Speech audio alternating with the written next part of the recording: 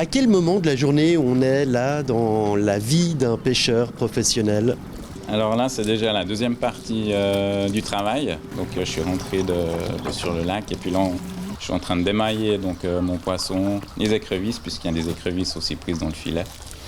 Là, c'est vraiment la deuxième partie de la journée.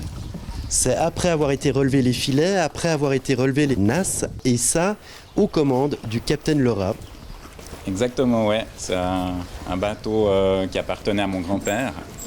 Ce bateau, il l'a acheté dans les années 30, il date de 1927. Il a fait toute sa carrière de pêche avec, ainsi que mon père. Et puis moi, j'espère aussi pouvoir aller jusqu'au bout de ma carrière, jusqu'à ma retraite, le garder jusqu'à ma retraite et profiter de ce bateau. Il fait partie de la famille. On peut dire qu'il fait partie un peu de la famille, ouais.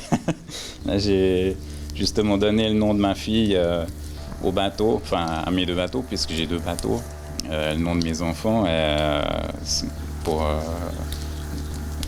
c'est un petit clin d'œil que je leur ai fait. Ça me porte bonheur tous les matins.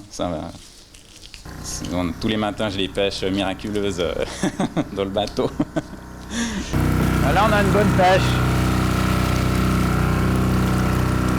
Qu'est-ce que ça fait finalement de travailler avec, on peut le dire, un objet historique, un objet d'histoire et puis qui soit toujours autant actuel?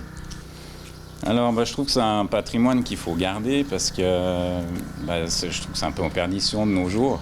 C'est vrai que ça permet aussi à des apprentis de garder ce savoir-faire en travaillant sur ces bateaux quand on les fait rénover. Là, il y a le chantier naval Antonnet qui m'a retapé le bateau, a mis 2 apprentis sur ce bateau. Ça leur a permis d'apprendre les différentes techniques pour travailler sur ces barques en bois. C'est quoi les qualités de ces barques en bois? Alors, elles sont très agréables à naviguer du fait elles sont assez étroites, donc elles rentrent bien dans la vague. Elles sont légères, elles sont très maniables. Donc, suivant les types de pêche qu'on pratique, c'est vraiment l'idéal. Là, je l'utilise beaucoup pour les casiers à écrevisses.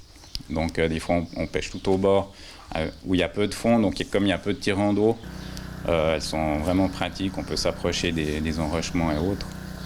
Et puis, j'utilise aussi pour les nasses, pour la pêche des perches. Donc, j'arrive facilement à poser mes nasses sur le bateau. Du fait qu'il est étroit, c'est bien stable. C'est encore des très bons bateaux qui sont très bien adaptés pour ces pêches de ce type-là. Alors pour faire vivre ce patrimoine, il y a les bateaux, mais il n'y a pas que ça. Il faut préserver aussi les chantiers navals et puis les cabanes de pêcheurs qui ont tendance à disparaître.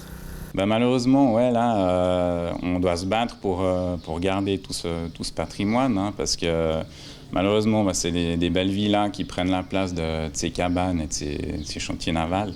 Et puis c'est un peu dommage, je trouve, parce qu'on va se retrouver à aller travailler bientôt dans la montagne, alors qu'on devrait être près du lac.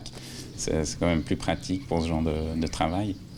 Vous êtes la 3e génération à la tête de ce bateau, en tant que patron de ce bateau, 6e génération de pêcheurs sur le Léman. Est-ce que la 7e génération pointe son nez et est-ce que le capitaine Laura va continuer à voguer au sein de la même famille sur le lac Léman? Alors je l'espère, en tout cas ma fille s'intéresse beaucoup à la pêche. Maintenant on verra, il faut déjà qu'elle finisse ses études et puis je dis tu apprends un métier avant du fait que qu'on travaille comme avec la nature, il y a quand même un risque qu'il y ait de mauvaises années. Donc c'est bien d'avoir un métier dans les mains. Et puis après, elle pourra toujours revenir si elle a toujours envie.